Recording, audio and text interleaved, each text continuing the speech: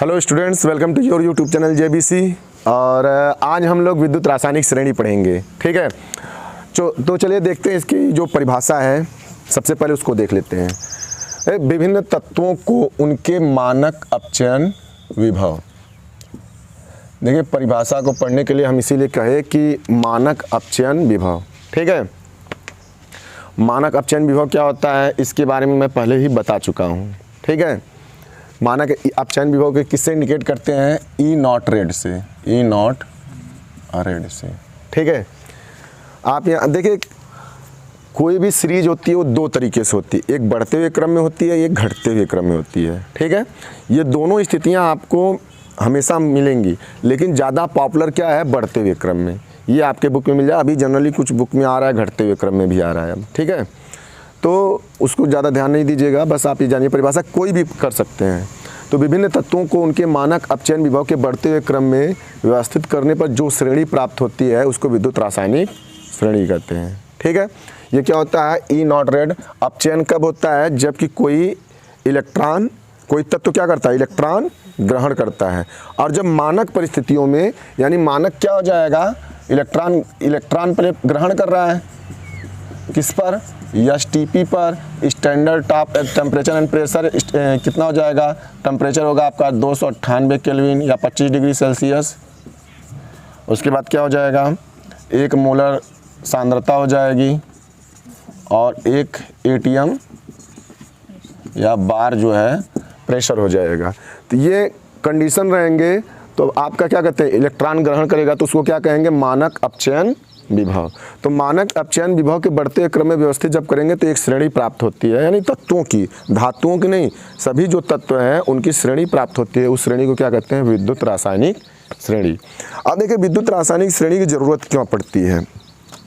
जैसे मान लीजिए, अब थोड़ा सा एक स्कूल टाइप का, यानी कि आपके जैसे कॉलेज टाइप का एग्जाम्पल हो। अब 2 लड़के हैं मान लीजिए, ठीक है, और एक लड़की है। ठीक है, अब उसमें क्या है? मान लीजिए साहिल है और रिक्की है, दोनों लोगों कंपटीशन लगा है कि कौन पहले प्रपोज करेगा। अब मान लीजिए जो एक्टिवेट ज़्यादा होगा कि नहीं अब गर्लफ्रेंड बन जाए तो क्या होगा? जाएंगे, पहले ही बोल देंगे, कुल व्यवस्था करेंगे तो कैसे वो कुछ व्यवस्था हो जाए। जस्ट ये देखिए, लाइफ का जो एग्जाम्पल जस्ट यहाँ पर होता है। ठीक है, विद्युत रासायनिक श्रेणी से होता क्या है? आप जितने भी आपके बनते हैं वो क्या कहते हैं? समीकरण बन गए, जैसे यौगिक बनते हैं, जितने भी यौगिक बनते हैं, जैसे NaCl हो गया, ठीक है, NaBr हो गया, जैसे कुछ भी बन रहा है। ठीक है, ये क्या होते हैं? सक्रियता के आधार पर होते हैं। जैसे जो लड़का ज़्यादा सक्रिय होगा उसका क्या कहते हैं? गर्लफ्रेंड पहले बन जाएगी। और यहाँ पर क्या होगा? जो ज़्यादा सक्रिय होगा उससे रिएक्शन पहले होगा, एक को हटा करके दूसरा वाला आ जाएगा। समझ में आया कि नहीं आया? तो विद्युत रासायनिक श्रेणी की क्या कहते हैं? आपके पूरे जितना केमिस्ट्री है उसमें सबसे मस्त जो कहते हैं, जो इसकी सबसे ज़्यादा ज़रूरत है वो विद्युत रासायनिक श्रेणी है। क्लियर हो गया? यानी कि जो सक्रिय तत्व रहेगा वो कम सक्रिय तत्व को हटा करके अपने जुड़ जाएगा। अब जब अभिक्रिया होगी, जैसे हम लोग रिएक्शन करते हैं ना, रिएक्शन करते हैं तो कैसे पता चलता है कि नहीं ये हटेगा, वो नहीं हटेगा? ठीक है, ऐसे विद्युत रासायनिक श्रेणी के आधार पर ही पता चलता है। जो ज़्यादा क्रियाशील रहेगा वो कम क्रियाशील को हटा करके अपने जुड़ जाएगा। ये क्रिया होती है इसमें। ये क्लियर हो गया? ठीक है, देखिए ये विद्युत रासायनिक श्रेणी है और यहाँ से हो जाएगा लिथियम, रुबिडियम, पोटेशियम, ये क्या कहते हैं आपका। और इसके बाद इधर है आपका मानक अपचयन विभव दिया हुआ है। मानक अपचयन विभव निर्देशित है, इसका मतलब इसका क्या हुआ है? ऑक्सीकरण हुआ है। ठीक है, क्यों? और उसके बाद क्या है? ये क्रम है, इसके बाद ये नीचे जाते हुए है। ठीक है, ये क्या हो गया? लिथियम सबसे ऊपर है, उसके बाद अभी तक Hg तक पहुँचा है। अभी कुछ और तत्व हैं उनको भी मैं लिखा दे रहा हूँ। ठीक है, देखिए, तो ये हो जाएगा लास्ट तक आपका Fe यानी फ्लोरीन। सबसे अधिक मानक अपचयन विभव जो होता है वो फ्लोरीन का होता है, और उसके सबसे कम किसका होता है? लिथियम का होता है, जिसको आप लोग देख चुके हैं। ठीक है, तो ये प्लस की मात्रा जितनी बढ़ती जाएगी मानक अपचयन विभव उतना ही क्या होगा? बढ़ता जाएगा। ठीक है ना, तो इसको आप लोग देख लीजिएगा। चलिए देखिए, विद्युत रासायनिक श्रेणी जो आप लोग पढ़े देखे कि नहीं, बहुत सारे एलिमेंट्स हैं। तो यहाँ पर क्या है, मैं कुछ चुने हुए एलिमेंट्स को लाया हूँ जो कि आपके एग्जाम के पॉइंट ऑफ व्यू से बहुत ज़्यादा इंपॉर्टेंट है। ठीक है, तो देख लीजिए ये एलआई है, इसका मान आपका विद्युत रासायनिक श्रेणी किस पर आधारित है, मानक अपचयन विभव पर आधारित है। और एलआई का मानक अपचयन विभव सबसे कम होता है। ठीक है, यहाँ पर रिडक्शन पोटेंशियल दिया हुआ है। रिडक्शन पोटेंशियल मतलब होता है अपचयन विभव। तो अपचयन विभव जितना माइनस में होता है वो उतना ही कम होता है, ये वोल्ट है। और जो प्लस में होता है वो उतना ही ज़्यादा होता है। यानी अगर माइनस में है तो उसका ऑक्सीडेशन पोटेंशियल यानी ऑक्सीकरण विभव जो होगा उसका ज़्यादा होगा और अपचयन विभव जो होगा कम होगा। यहाँ पर अपचयन विभव कम होगा और यहाँ पर अपचयन विभव ज़्यादा होगा। जैसे क्या होगा, यहाँ पर देखिए ऑक्सीडेशन नंबर जो है, ऑक्सीडेंशियल पोटेंशियल ये अधिक होगा, रिडक्शन पोटेंशियल जो होगा ये कम होगा यहाँ पे। ठीक है, और यहाँ पे क्या हो जाएगा, ऑक्सीडेशन पोटेंशियल जो है कम होगा और रिडक्शन पोटेंशियल क्या होगा, ज़्यादा होगा। ठीक है, ऑक्सीकरण विभव, अपचयन विभव, ऑक्सीकरण विभव और अपचयन विभव। तो एलआई का ऑक्सीकरण विभव क्या होता है, सबसे कम होता है क्योंकि माइनस में सबसे नीचे है। ठीक है, और यहाँ पर ये क्या हो जाएगा, फेरस नहीं होगा, यह नहीं होगा, सिर्फ फ्लोरीन होगा, वो गलती से लिख गया था, चलिए कोई नहीं। तो फ्लोरीन हो जाएगा, इसका क्या होगा प्लस 2.85 वोल्ट है। ठीक है, ये आपके कुछ इंपॉर्टेंट जो कि आपके हर एग्जाम इतने से हो जाएगा। तो जो तत्व तो ऊपर होता है उसका मानक अपचयन विभव जो होता है कम होता है, जो तत्व तो नीचे होता है उसका मानक अपचयन विभव ज़्यादा होता है। ठीक है, यहाँ तक हो चुका। चलिए देखिए, विद्युत रासायनिक श्रेणी या इसी को इलेक्ट्रो रासायनिक श्रेणी भी कहते हैं, इसकी विशेषताएं हैं। तो आपसे एग्जाम में बहुत ज़्यादा 4 विशेषता पूछ देगा, तो आप लोग लिख लीजिएगा। ये पहला क्या विशेषता है, विद्युत रासायनिक श्रेणी में धातुओं की अपचयन क्षमता ऊपर से नीचे की ओर जाने पर घटती है। अपचयन क्षमता मतलब कि जिसका ऑक्सीकरण हो और दूसरे का अपचयन करा दे। जैसे कैसे होता है, देखिए मान लीजिए जैसे आप पढ़े थे, जेडीएन था, टूट रहा था, यहाँ पर जेडीएन 2+ बना और 2 इलेक्ट्रॉन मुक्त हो गए, यही था ना, डेनियल सेल में इलेक्ट्रॉन मुक्त हो गए तो ऑक्सीकरण इसका हुआ। ठीक है, लेकिन ये क्या करेगा, अब ये इलेक्ट्रॉन जाएगा, किससे जुड़ जाएगा, Cu2+ से जुड़ करके Cu बना देगा।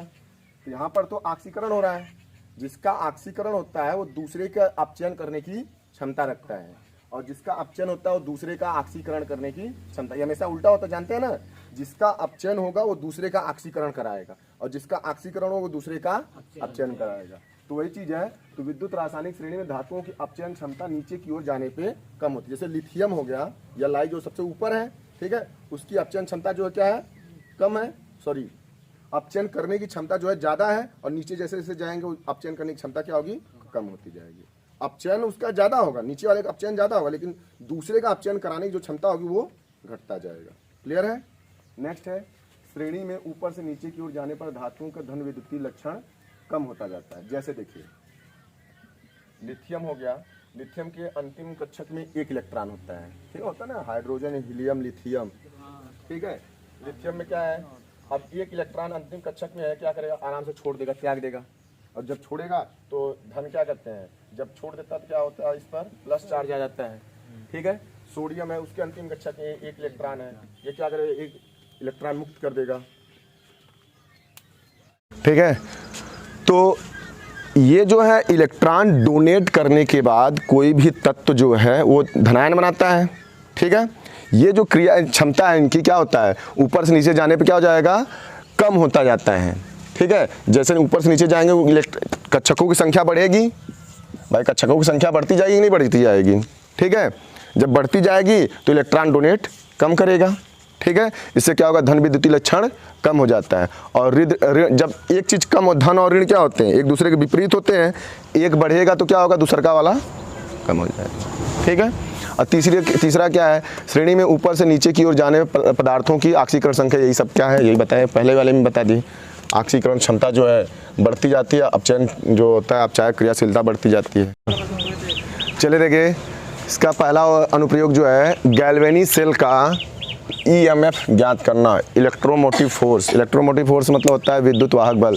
आप देख चुके हैं, यहाँ पर क्या था, ये जेडीएन था और इसमें जो लिक्विड था जेडीएन SO4 था। ठीक है, और ये क्या था, कापर था, CuSO4 का विलयन था। ठीक है, ये गैल्वेनोमीटर है और ये क्या हो जाएगा, लवण सेतु।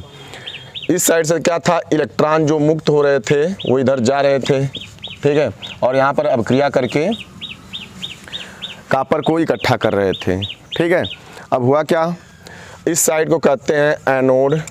ठीक है, ये हो जाता है कैथोड। ठीक है, यहाँ पर क्या हो रहा है, ये निगेटिव होता है और ये क्या हो जाता है, पॉजिटिव हो जाता है। ठीक है, इधर जो लिखा होता है और रिडक्शन पोटेंशियल होता है और यहाँ पर क्या हो जाता है, ऑक्सीडेशन पोटेंशियल, यानी कि रिडक्शन पोटेंशियल अपचयन क्षमता, और इधर क्या होता है, ऑक्सीकरण। इधर होता है अपचयन और इधर क्या होता है, ऑक्सीकरण होता है, क्योंकि यहाँ पे इलेक्ट्रॉन मुक्त होता है, ऑक्सीकरण संख्या बढ़ जाती है। ठीक है, तो आप लोग जो फार्मूला देखे थे इसके पहले बता चुका हूँ डेनियल सेल में, तो उसमें क्या था, ई नॉट सेल बराबर E not cathode minus E not anode होता है।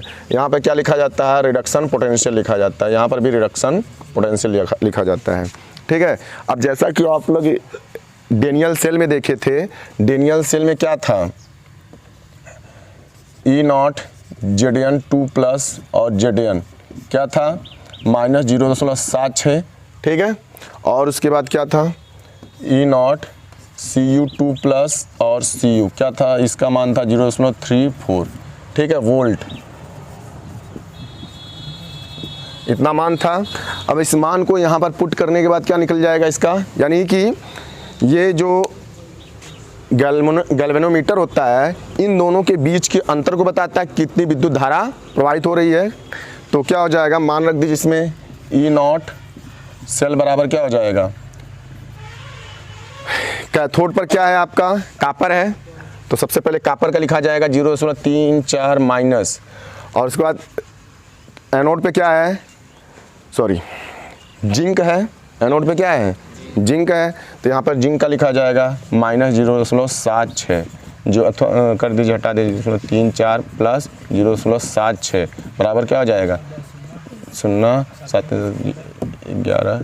ठीक है, 1.1 वोल्ट। तो विद्युत रासायनिक श्रेणी जो है आपके केमिस्ट्री में बहुत ही ज़्यादा अहम रोल अदा करती है, क्योंकि इसकी सहायता से हम देखें जिस डेनियल सेल को हम पढ़ते जा रहे थे, जिस डेनियल सेल के बारे में हम लोग अच्छे से अध्ययन किए, वो किसके द्वारा निकाला गया था, विद्युत रासायनिक श्रेणी के द्वारा। यानी विद्युत रासायनिक आप श्रेणी अगर आपको पता है तो आपको ये पता चल जाएगा नहीं कौन सा तत्व किसके साथ अभिक्रिया करेगा, कौन किसको हटाएगा, कौन किसके साथ जोड़ेगा। अभी और सारी विशेषताएं हम आपको बताएंगे। तो पहले क्या हो जाएगा, गैल्वेनिक सेल का ईएमएफ ज्ञात करने में। ठीक है ना, तो गैल्वेनिक सेल का ईएमएफ ज्ञात कर लेंगे ऐसे।